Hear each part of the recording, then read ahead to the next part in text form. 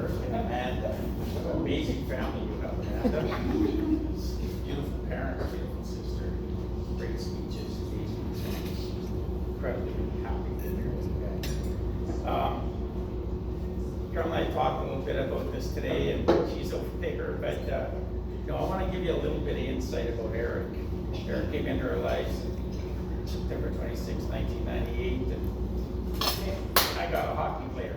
I have a hockey player in my family. And I remember in Grady Valley, just around the corner from our house, we had there was a pond up there in the summertime, a nice big fountain, but in the wintertime we'd freeze us, we'd get skating. I took Eric was 3 years old, I went out, bought him a pair of skates, put him in the skates, we're skating out around on the ice there, and he just kept looking up at the toboggan hill. There was a little hill there. And he's like, Dad, I want a toboggan. No, I gotta play hockey. And I think we took those skates off about 10 minutes later. Eric walking down the hill the rest of the day and never really had any interest in that. One thing I learned about Eric, he grew up in a house, and anybody that knows Caroline and I, Eric grew up in a house of God, but he also grew up in a house of renovation. So if you ever get to really know Eric a little bit, Eric loves to tinker, and he's the most inquisitive young man you'll ever meet in your life. But what drove me crazy is as I was going around looking for things, they were always pulled apart. Whether it was a flashlight or a radio, it didn't matter what it is. Eric was going to figure out how this thing worked. And then I remember when Jade came into our lives. She was born in Drayton Valley when we lived down in there. And I ended up getting an offer to come to Grand Prairie. And I remember thinking when we got here, we got to this big city, and I'm thinking, what am I going to do to keep Eric busy? What are we going to do he doesn't play hockey.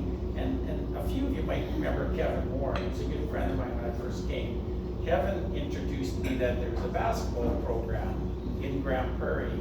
So I remember taking Eric out to this and handing him this basketball, and it was like, yeah, that is exactly what Eric loves to do. And I'm going to get to why that leads to these two coming together, but I never understood it because I thought I had this hockey player. But a couple of little stories about Eric. Eric was probably, as I remember ages, Carol, maybe 4 years old. And I remember I was working shift work at the time. And I was heading out, it was probably 5:30 at night, get my stuff ready at the front door, and Eric came to the front door and he says, Dad, can you stay? I don't want you to go to work. And I said, well, Eric, I said, I gotta pay the bills, Eric. Somebody's gotta pay the bills. And Eric scooted off and ran into his room, and he came back and he had a dime in his hand. And he says to me, Dad, I'll pay the bills. And Carol and I have never forgotten that about Eric. And it was just, that leads you guys, 4 years old, the type of heart that Eric has had in his life. I remember another story, Grand Prairie. Eric got some money from Grandpa for his birthday, got some money from, Eric loves money for birthdays. He's not the present yet. He loves the Eric likes money. Yeah, and I'll tell you a little bit of insight to that. When he was young, we'd give him a quarter. He wanted cash. He realized really quickly that cash was paper. So he said, I'd like cash for my birthday. But anyways, one time, we're heading to the mall. Eric wants to have a big shopping trip. And so we headed to the mall, and I can't remember if it was Walmart at the time, Carolyn, or it was Zellers. Zellers was the store. And every time when we went shopping, we had to keep an eye on Eric because he was always wandering off and into something. Well, we're walking by, and there's this big pillow, big pillow display. And Eric does the old head dive into the display. He's got pillows flying everywhere. So I'm like, Eric, get out of there. People are looking, come on out. So Eric comes out. We finish what we're doing. We jump in the car and we go home. Eric gets home and he goes, Dad, my wallet. My wallet, Dad. And it's got all this birthday money in it. And so he was pretty panicky. We jumped in the car, drove back. And as we're walking into Zellers, this lady is coming up with pillows in her hand. And all Eric had said was, Dad, she's got pillows. we made our way over to the display. tucked in with all the pillows with his cash on the birthday. He's just a wonderful young man, and we're so blessed to have him as a son as well. And you know, when you talk about I forget what you call it, a force, not a foursome, but your family. Jade, yeah, there we go, family. Yeah. We're the same. We've got Jade in our lives, and Jade is an amazing young lady, and these two are just incredible children. And we can't wait to see what the future has for them as well. So, you know, when I think about when Eric joined basketball, we went to the provincials.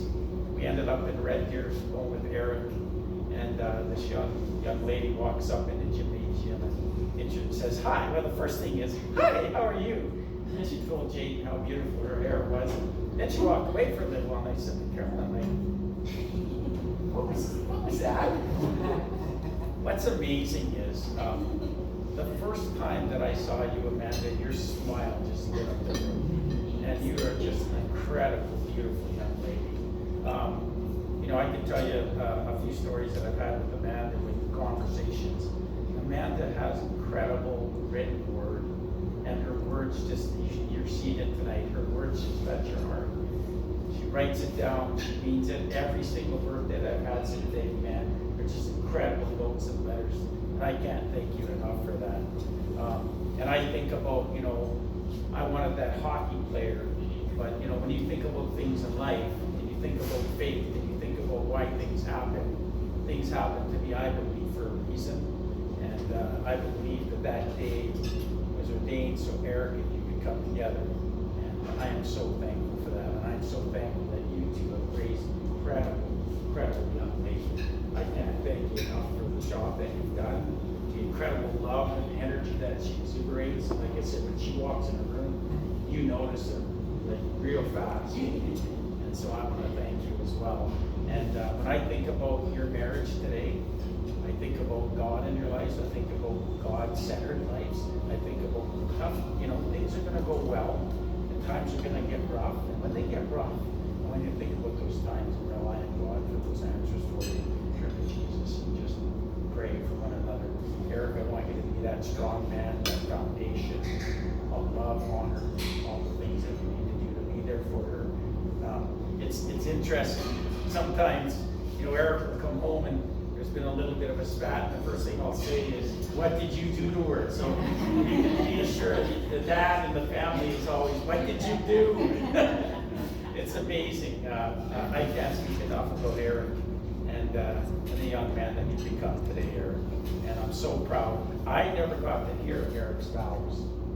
So to listen to those vows today and hear them come from you really makes me feel proud because, you know, I work a lot and life gets busy, but to know that those words, you've heard them, your mom speaking to you throughout your life, the praise, the bad, sad, glad, for 10 years, Carolyn and I did bad, sad, glad with her children. Every single night we lay down in bed and we talk about what was good, what was bad, what was glad for the day, and we'd all have to tell each other what that was.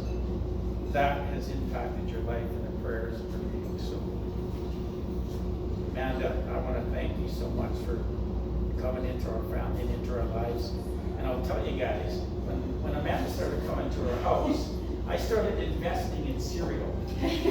So, I mean, I used to go to the grocery store and we'd get a box of cereal. Now, all of a sudden, Carolyn's throwing 3 and 4 and 5 boxes of cereal in. So I get the cereal story very much. In fact, we started putting names on the cereal.